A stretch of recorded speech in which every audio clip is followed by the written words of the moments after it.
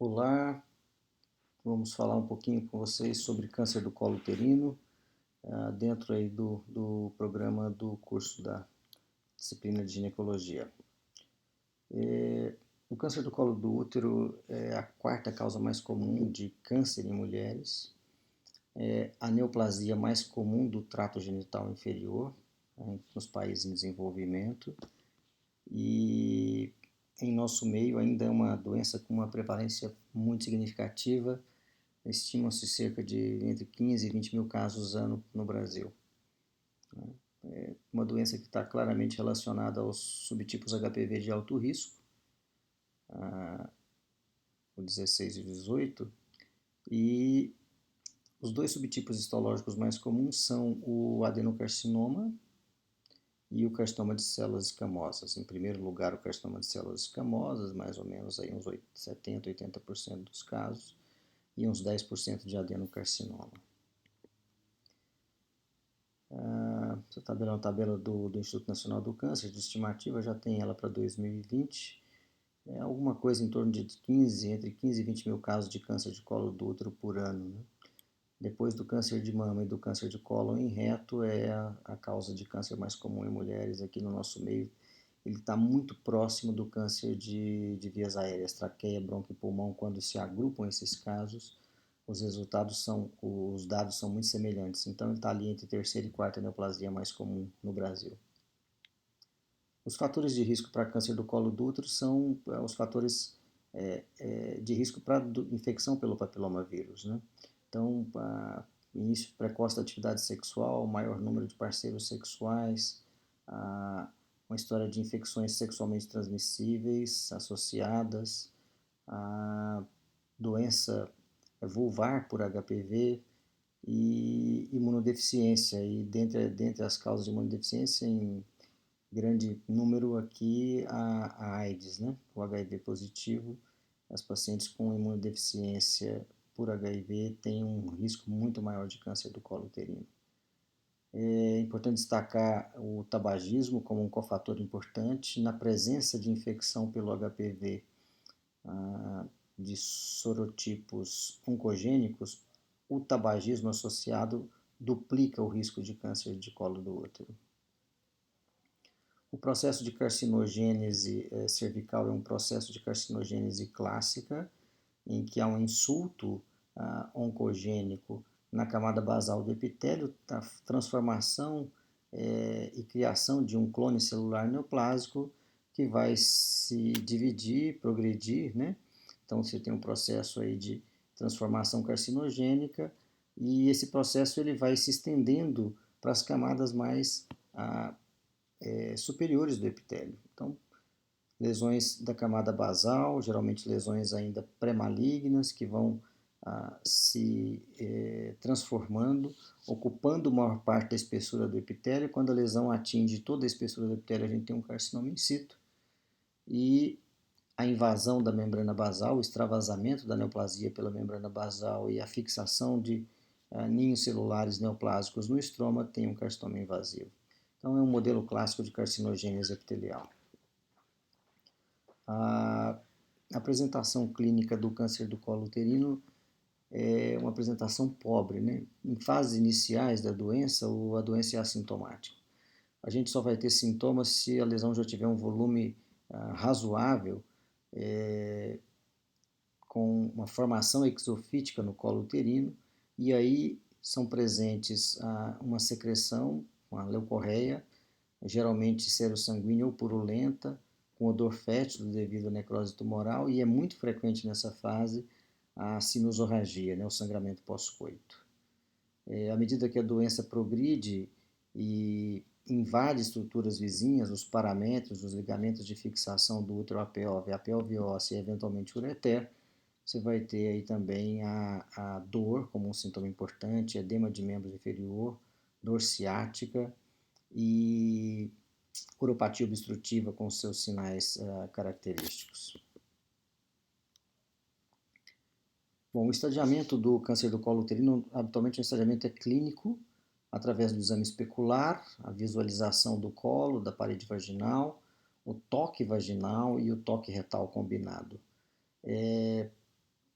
Quando vai se utilizar um exame de imagem, o exame que tem o maior poder de acurácia, especialmente para determinar invasão vaginal, invasão parametrial e fixação ou não à pelve óssea, como também o comprometimento de órgãos e estruturas vizinhas, bexiga, reto, é a ressonância magnética. Hoje é o método mais indicado para complementação do estadiamento clínico no câncer do colo uterino.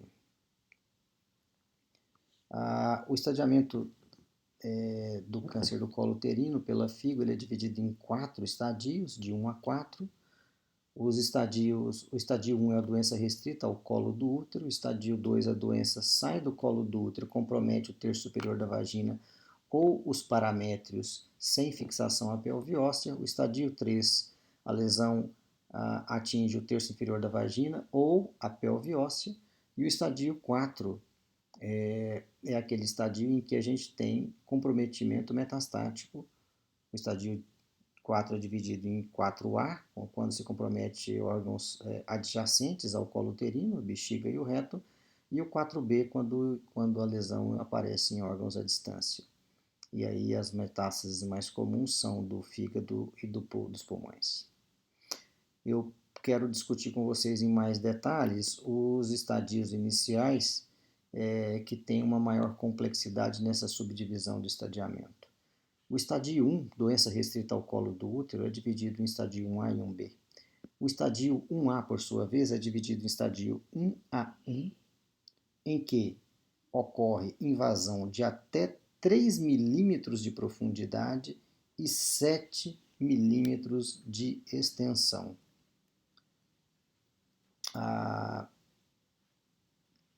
Então, o estadio 1A1, lesão até 3 milímetros de profundidade para dentro do estroma, ou 7 milímetros de extensão linear em seu maior tamanho. Quando você tem uma lesão maior do que isso, e ainda não é uma lesão exofítica, mensurável a visualização pela macroscopia, você tem o estadio 1A2. Né? Então, o estadio 1A2 é um tumor de diagnóstico geralmente microscópico, com extensão maior que 3 na profundidade e maior que 7 na extensão linear. Os estadios 1B já são lesões macroscopicamente visíveis. O estadio 1B1, lesão menor que 4 centímetros, o estadio 1B2, lesão maior que 4 centímetros. Essa subdivisão dos estadios iniciais, estadio 1, ela é fundamental porque o tratamento ele é distinto para cada tipo de um desses estadios. Né?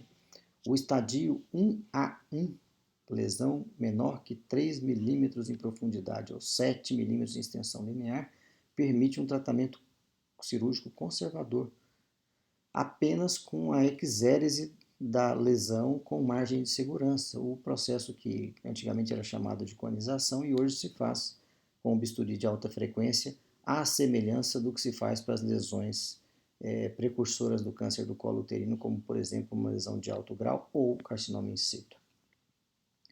Então, estadio 1A1, sem invasão linfovascular, passível de tratamento cirúrgico conservador. O carcinoma cervical, a forma padrão de espalhamento, né, de disseminação da doença, é feita através do crescimento por contiguidade e dos linfáticos da região pélvica. É uma doença que raramente metastatiza por via hematogênica. Então, vai ser fundamental no estadiamento da doença, o estadiamento cirúrgico, a avaliação de comprometimento linfonodal. Então vejam só que estadios iniciais, né? O estadio 1A, a possibilidade de linfonodos pélvicos comprometidos é menor que 5%. Se você pegar apenas o estadio 1A1, vai dar praticamente 0%. Os estadios 1B, 15%, estadio 2, 30%, estadio 3, 50%, estadio 4, 60%. Então há um crescimento diretamente proporcional da chance de comprometimento linfonodal pélvico com o aumento do estadio, e do lado direito nós temos aí a possibilidade de metástase para linfonodos paraórticos, né? Também tem o mesmo padrão, quanto maior o estadio, maior a chance. Então, quando a gente tem doença macroscopicamente visível ou extensão já para estadio 2, quando a gente tem doença fora do colo do útero, é obrigatório que se faça a avaliação de comprometimento linfonodal através da linfadenectomia pélvica e paraórtica. Nós vamos falar um pouquinho disso quando falar do tratamento.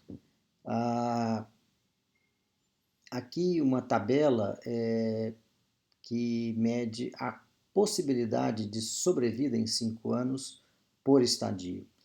Vejam como o aumento do estadio compromete de forma muito significativa a sobrevida global. Pacientes em estadios iniciais, estadio 1A, 93% de sobrevida em 5 anos. Quando você pega estadio 3, 35% de sobrevida. Então, a possibilidade de cura do câncer do colo uterino é uma coisa real, desde que a gente trabalhe com estadios iniciais, né? Especialmente o estadio 1. Do estadio 2 para frente já tem uma chance de mortalidade muito maior e significativa. Vamos falar rapidamente do tratamento, então. A chamada doença microinvasiva, que é o estadio 1A1, nós podemos fazer a conização, como eu havia falado, cirurgia de alta frequência, ou uma esterectomia simples. Quando a gente já tem o estadio 1A2, que é uma doença ainda microscópica, mas maior do que 7 milímetros em extensão linear ou 3 milímetros em profundidade, ou doença macroscopicamente visível menor que 4 centímetros, aí o tratamento já é a cirurgia clássica de Wertheim-Miggs, a chamada esterectomia radical. Eu devo falar um pouquinho dela, deve ter um slide aí mais adiante para falar sobre ela.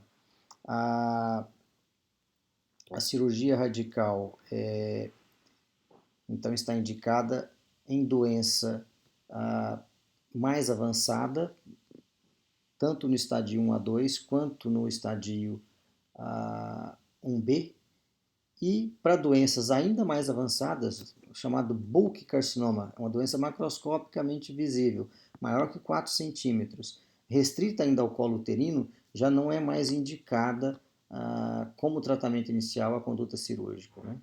E para os demais estadios 2, estadio 3, o tratamento inicial aí passa a ser a associação de quimio-radioterapia, chamada quimiorradiação. A droga padrão para tratamento do câncer do colo uterino é a cisplatina. É muito comum a associação de cisplatina com bleomicina e fosfamida, chamado esquema BIP. E esse esquema associado à radioterapia pélvica, que pode ser complementada com braquiterapia, que é a terapia de contato, lá no colo do útero, como estratégia de tratamento primário neoadjuvante, eventualmente com intervenção cirúrgica pós-quimio-radioterapia. E para a doença metastática, especialmente a doença metastática com comprometimento de órgãos à distância, são tratamento de cuidado paliativo e quimioterapia sistêmica, podendo ou não ser complementada com a radioterapia pélvica, a depender do performance status da paciente e das possibilidades de paliação da doença.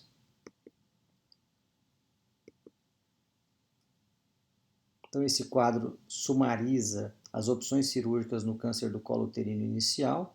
Esse é um gráfico do MD Anderson, lá em Houston, no Texas, o maior centro americano de tratamento de câncer.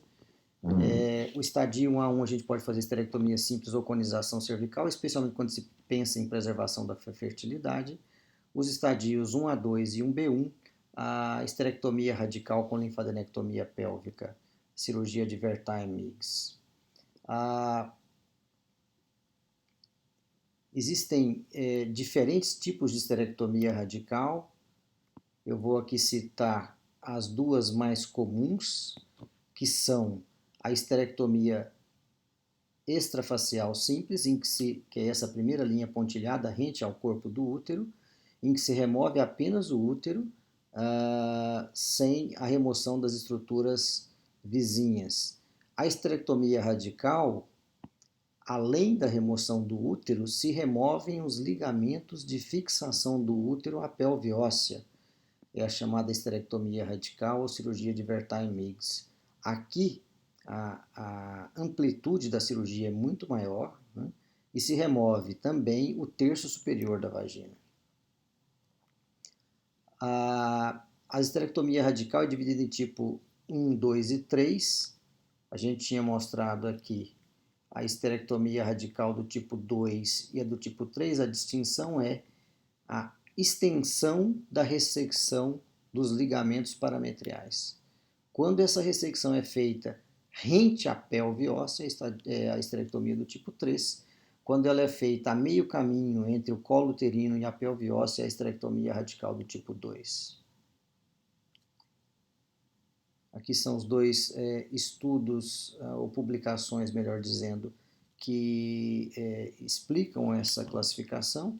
Tem um estudo clássico de Piver, né, de 74, e uma publicação mais recente, de 2008, de Kerlo, que faz a classificação, caso vocês tenham interesse em estudar isso de forma um pouco mais minuciosa.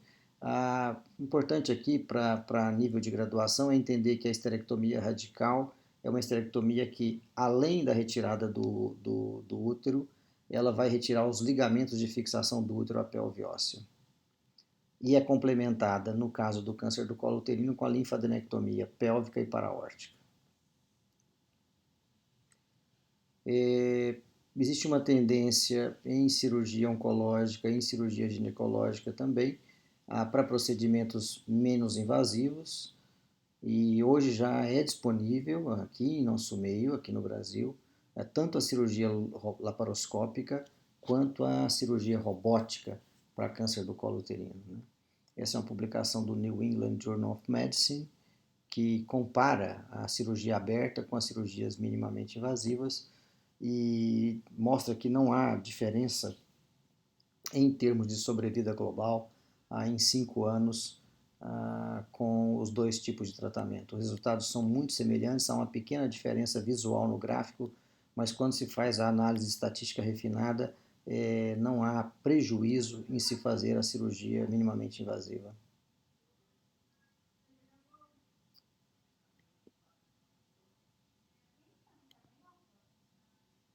Cirurgia ou radioterapia para tratamento de lesões um pouco mais avançadas, os estadios 1B, então lesão macroscopicamente visível, ou 2A, lesão com invasão do colo e terço superior da vagina.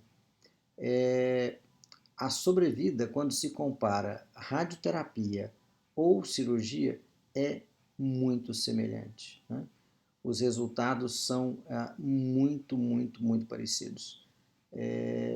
Então, se a paciente tem um estadio tumoral que permite intervenção cirúrgica, tem uma condição clínica boa para suportar a cirurgia, não é uma paciente obesa, não é uma paciente que a gente imagina que vai complicar no pós-operatório, a cirurgia radical, a esterectomia radical é uma boa alternativa.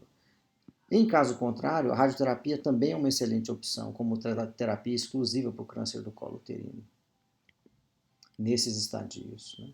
Então, aqui estão as curvas que comparam cirurgia e radioterapia. Vejam que as curvas de Kaplan-Meier de sobrevida até em 240 meses, né?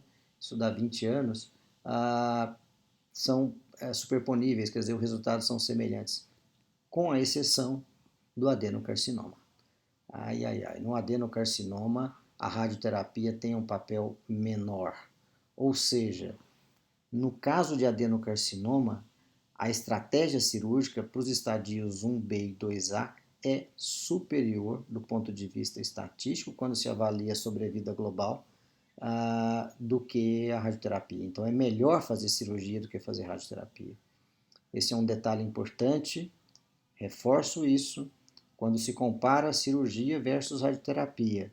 para câncer do colo uterino em estadios 1B e 2A, no carcinoma de células escamosas ou carcinoma espinocelular, o resultado da radioterapia e da cirurgia é o mesmo, os resultados são muito semelhantes.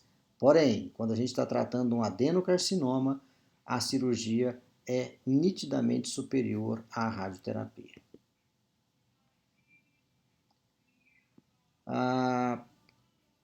Eu tinha dito então aqui as principais indicações para radioterapia em vez de fazer cirurgia. Paciente com comorbidade, que não vai suportar bem uma intervenção cirúrgica de grande porte, né? Performance status ruim, mulheres mais velhas, mulheres obesas, aqui é importante lembrar disso. Mulheres muito obesas, obesidades aí de severa obesidade mórbida. É muito difícil fazer uma esterectomia radical bem feita, sem complicações. E lembrar que a radioterapia, embora seja um resultado similar à cirurgia, ela traz complicações crônicas com muita frequência, tanto para o trato gastrointestinal quanto urinárias. É muito comum retite actínica e o paciente ficar com uma diarreia crônica, como também uma cistite actínica induzida pela radiação e o paciente tem aquele sintoma permanente de cistite induzida pela radioterapia. Isso vem diminuindo com o avanço das técnicas de radioterapia que procuram poupar melhor esses órgãos que estão vizinhos, mas é muito raro que um paciente que faça radioterapia não tenha pelo menos sintomas leves relacionados a complicações do trato gastrointestinal ou do aparelho urinário.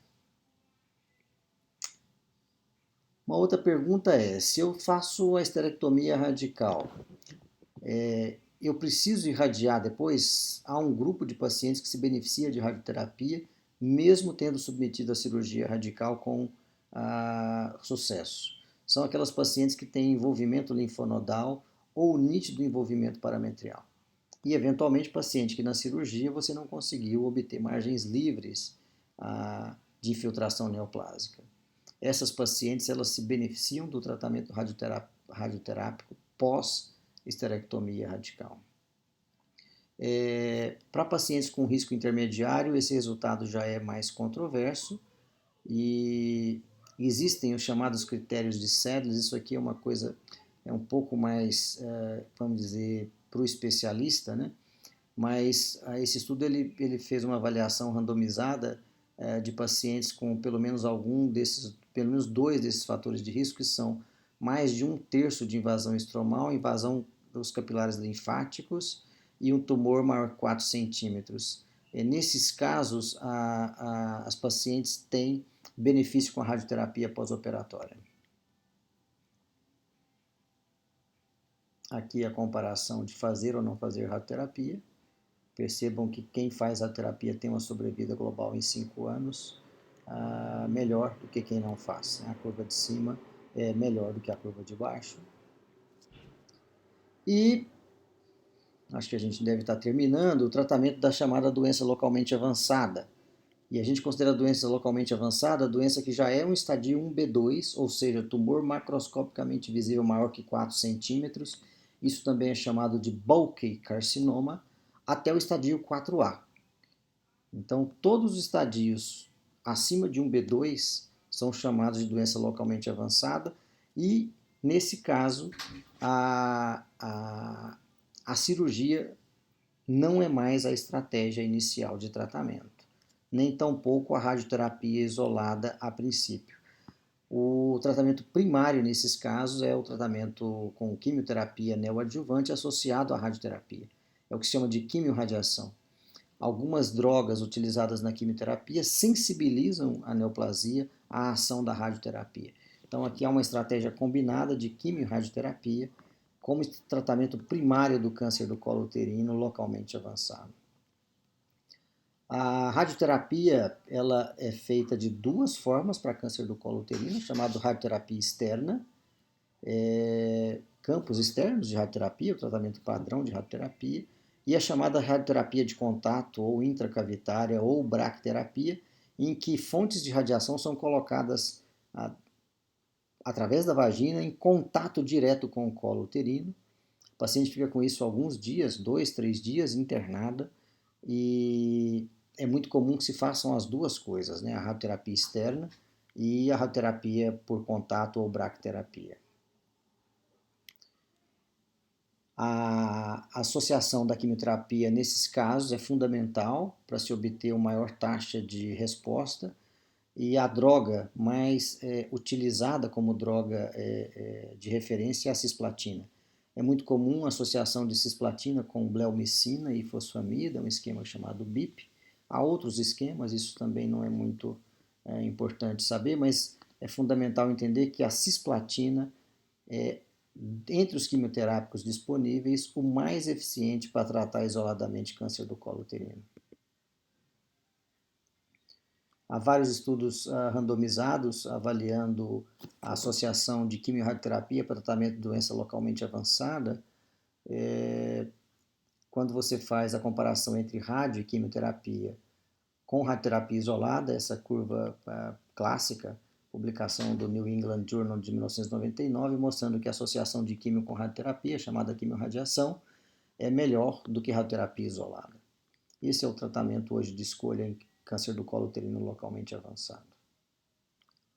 A associação de quimio-radioterapia diminui o risco de mortalidade da ordem de 30% a 50%, então um resultado bom, mesmo para estadios avançados. E para reforçar isso, então, é o tratamento de escolha em câncer do colo uterino localmente avançado.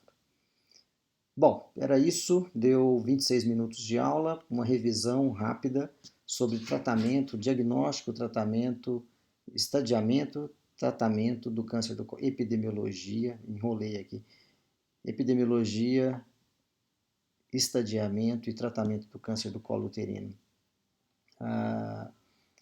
Obrigado pela atenção e um abraço para todos.